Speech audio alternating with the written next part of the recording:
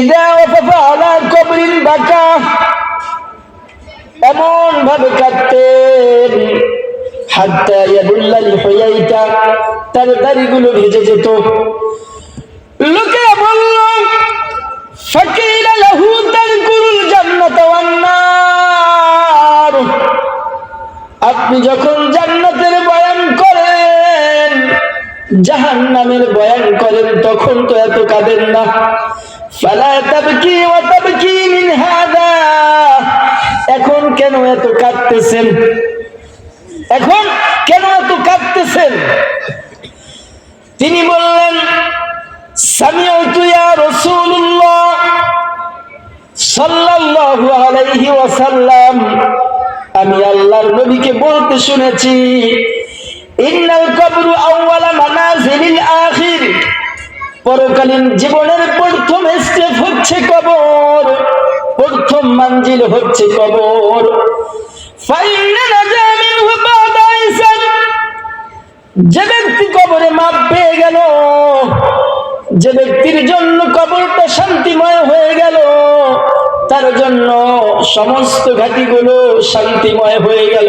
সুবহানাল্লাহ। ওয়া ইল্লাম ইয়ানজু মিনহু ফামা বাদা শাদ, আর যার জন্য কবরটা কঠিন হয়ে গেল, তার জন্য সমস্ত সামনের মঞ্জিলগুলো কঠিন হয়ে গেল। ইল্লা ওয়াল কবরু আফযাউ মিনহু, বিশ্বনবী বললেন এই কবর থেকে ভয়ঙ্কর আর কিছুই আমি দেখি নাই। বুঝতেছেন? বিশ্বনবী বলতেছেন ইল্লা ওয়াল কবরু আফযাউ মিনহু, এর থেকে ভয়ঙ্কর আর কোনো বিষয় আমি দেখি নাই।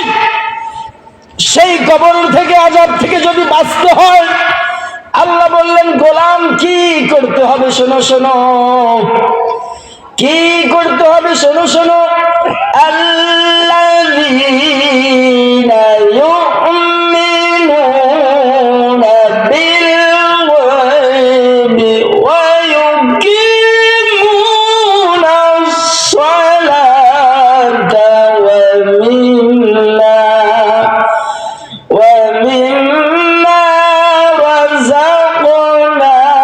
রাযাকনাহুম ইউনফিকুন।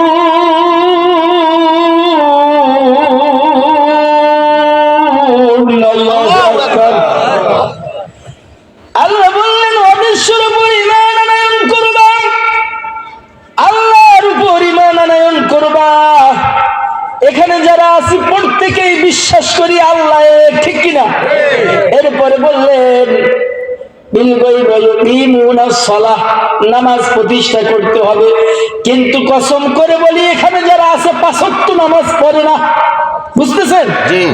সুতরাং বুঝতে হবে আল্লাহ বললেন আগে আল্লাহর উপর ঈমান আনয়ন করো। তুমিও ঈমান আনয়ন করেছো, আমিও করেছি, কিন্তু নামাজ আমরা পড়ি না ঠিকভাবে। এরপর বললেন ওয়া মিম্মা রাযাকনাহুম ইউনফিকুন, আমি আল্লাহ তোমাকে যে রিজিক দিয়েছি, সম্পদ দিয়েছি, এগুলো থেকে আল্লাহর পথে কিছু ব্যয় করো। দুনিয়ার সবচেয়ে সুন্দর মুসল্লি পাঁচ ওয়াক্ত নামাজ পড়ে, কিন্তু যখন বলা হয় চাচা 5 টাকা মসজিদে দেন, চাচা আর শোনে না, নেককার দুর্বল হয়ে যায়। এমন চাচা আছে না নাই? আছে।